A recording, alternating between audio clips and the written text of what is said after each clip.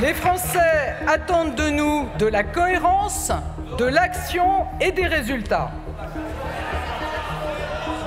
Aussi, sur le fondement de l'article 49, alinéa 3 de la Constitution, j'engage la responsabilité de mon gouvernement pour la première partie du projet de loi de finances. La première ministre française Elisabeth Borne a engagé la responsabilité de son gouvernement sur la première partie du budget 2023 en recourant à l'article 49.3 de la Constitution qui permet l'adoption des textes à l'Assemblée nationale sans vote, sauf si une motion de censure est déposée dans les 24 heures qui suivent.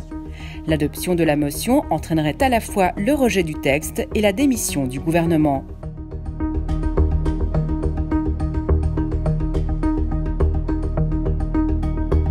Depuis sa conception en 1958, l'article 49.3 a été utilisé 87 fois par divers gouvernements. C'est le gouvernement de Michel Rocard qui détient le record en matière de 49.3. Le gouvernement de Macron l'a déjà utilisé une fois en février 2020 sur les retraites provoquant des manifestations. Depuis la réforme constitutionnelle du 23 juillet 2008, hors projet de loi de finances ou de financement de la sécurité sociale, l'article 49.3 ne peut être utilisé que sur un seul texte au cours d'une même session parlementaire. L'opposition a réagi à l'engagement de Madame Borne d'activer l'article 49.3. Donc c'est un comportement vraiment à la fois inexplicable et qui prouve à mon avis que ce gouvernement est perdu en fait, ne sait pas vraiment ce qu'il fait et n'est donc incapable de répondre aux problèmes des Français finalement. Nous ne gouvernons pas la France à coup de 49.3 et c'est pourquoi la NUPES qui se tient devant vous a décidé séance tenante de déposer une motion de censure.